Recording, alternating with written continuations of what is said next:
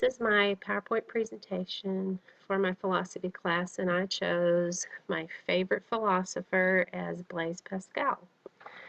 I have integrated several other philosophers with this because I want to focus on Pascal's wager. I chose Pascal's as my favorite philosopher. He is a French mathematician, a physicist, an inventor, a writer, and a Christian philosopher.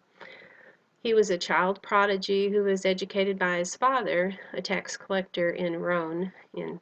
He lived from 1623 to 1663. I find it interesting that many philosophers chose to contemplate the existence of God. Pascal's wager is an argument based on the probability theory and game theory as for why one should live as if God exists, even though this cannot be proved or disproved through reason. Pascal's original formulation of the wager was written down as a fairly short paragraph in pensies amongst several other notes that could be considered wagers. Its argument is rooted in the game theory, and that is the best course of action is to believe in God regardless of any lack of evidence, because that option gives the biggest potential gains.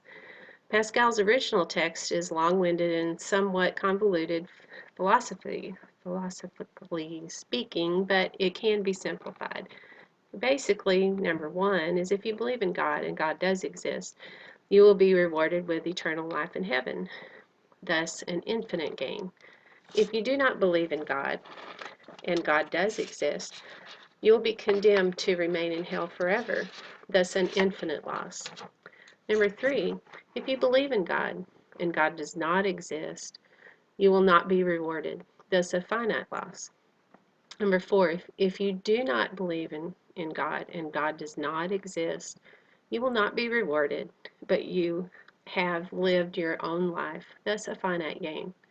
The gains and losses associated to outcomes 3 and 4 can be thought of as the opportunity costs of belief and living in accordance with religious norms. Since these are typically more restrictive than secular laws, these costs are finite because of human mortality. Mathematically, a finite gain or loss is negligible compared to an infinite gain or loss as would be incurred during the eternal afterlife. Therefore, Pascal concluded that it was much better choice to believe in God rather than not. The wager can also be seen in the table form, and it becomes clear that belief gives you a reward or practically nothing, while disbelief gives you punishment or nothing. As far as the existence of an afterlife and the soul is the center of the problem, Pascal's wager assumes the afterlife can exist. However, all evidence points towards a physical person. What is the soul that exists after death? Such a part would have to be non-biological and non-modifiable, and no such part exists. Our thoughts, feelings, memories, personality have shown to come from interactions in the brain. They can also be affected by hormones, drugs, alcohol, head trauma, and other physical factors. No amount of philosophical speculation can change this. For an analogy, let's say you, and by the way, don't do this at home, dropped a computer from a 4-story building, ran over it 8 times, and dropped the remains in the ocean. Is the computer still running Windows in another plane of existence? Probably not, because the computer has no mind or soul. Next, consider Socrates as far as the existence of God, which several philosophers had opinions on this. Socrates is described as hearing an inner voice that he believed was God's. He believed that the universe was guided by a God with a sense of purpose, a God that was the source of human consciousness and morality, macro history, and world timeline. Consider Plato. Melding philosophy and religion, Plato believed that the highest activity of an individual was to contemplate the beauty of God and the immorality of his own soul.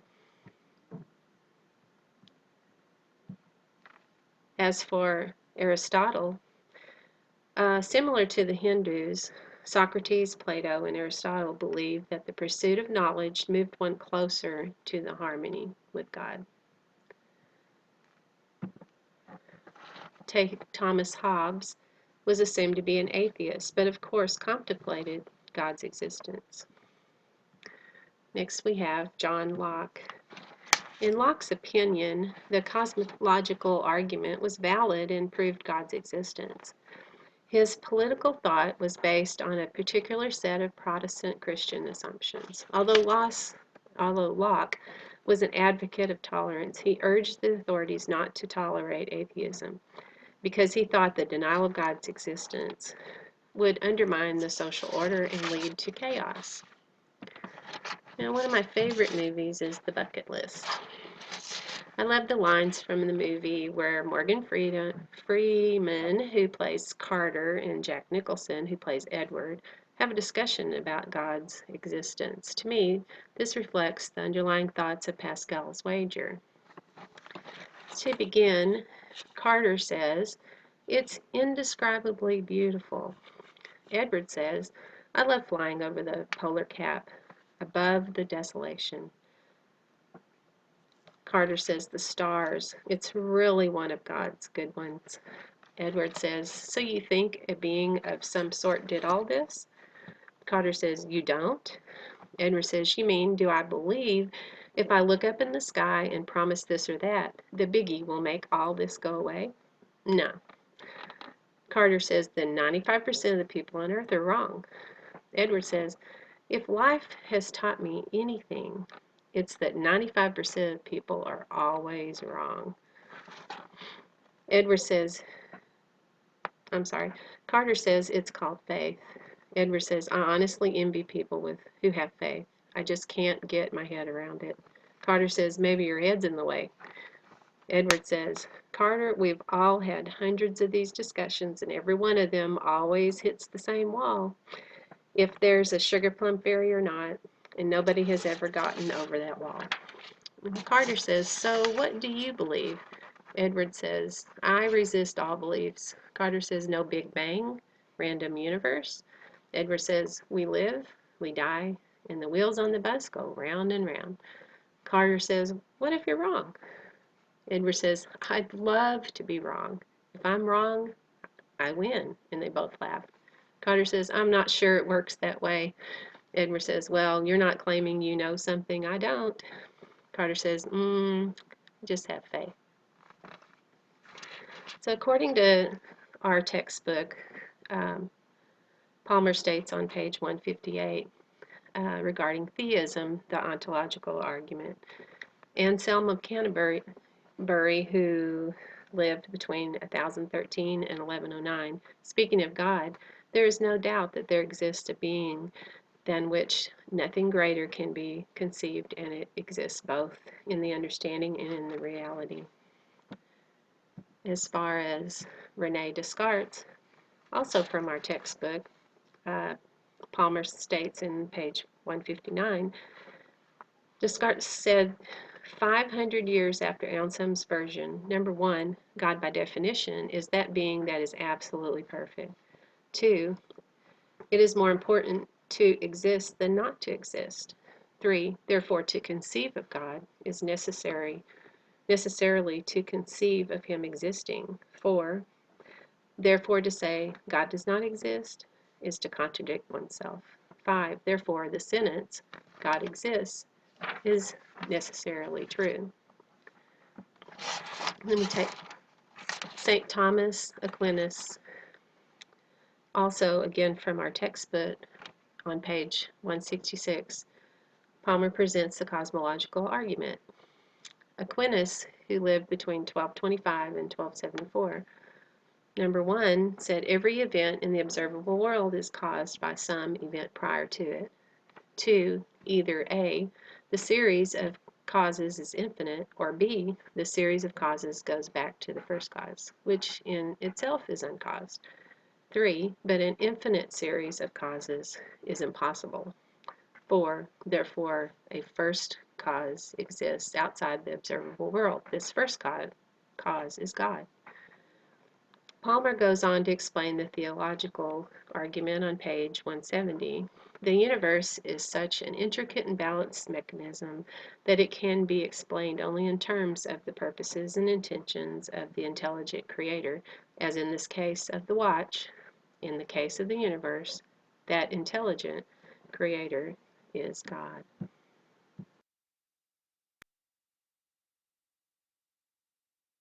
To look at an infant, a developing baby in the womb.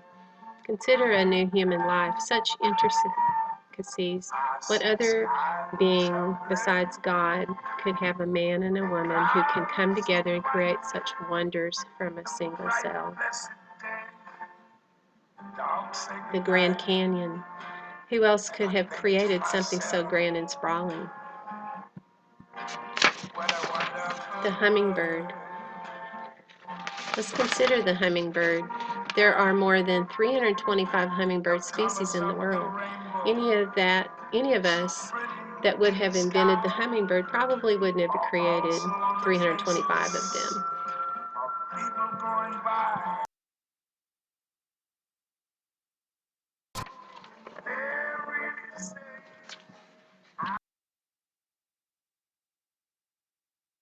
Or hop, though their feet can be used to scoot sideways while they are perched.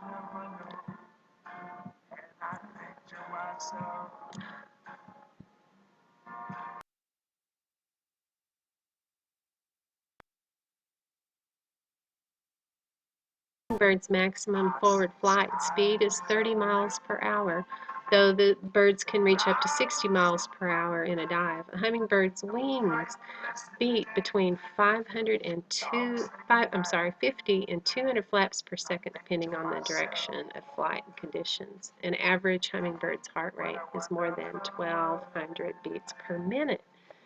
At rest, a hummingbird takes an average of 250 breaths per minute. The rufous hummingbird has the longest migration of any hummingbird species, with a distance of more than 3,000 miles from the bird's nesting grounds in Alaska and Canada to its winter habitat in Mexico. The ruby-throated hummingbird flies 500 miles nonstop, the Gulf of New Mexico, during both its spring and fall migrations. Consider Darwin's theory. If we evolved from apes, why are there still apes? Now let's look at the bumblebee. It's probably not something that man would have created.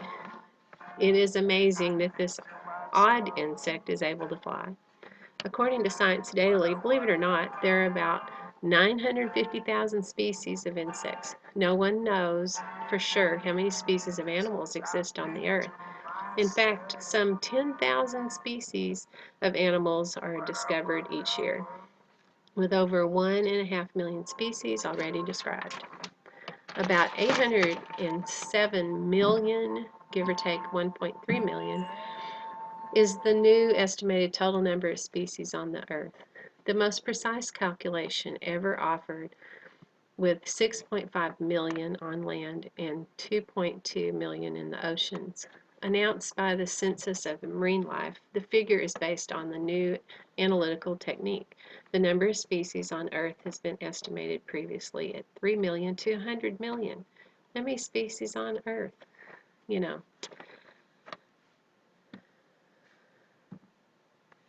Why would man have a reason to create so many? I believe that all species have a purpose, and this purpose in creation was done by God. I don't think that the human mind is capable to understand all the reasons why or comprehend how everything was created. One more reason to know that God is in charge and He is amazing. This is a picture of the Aurora Borealis. Too beautiful for words. I believe this is one of God's bonus creations. So, in closing, I want to say that I believe that Blaise Pascal is my favorite philosopher. I think that his wager was an intelligent one, and for me, a sure bet.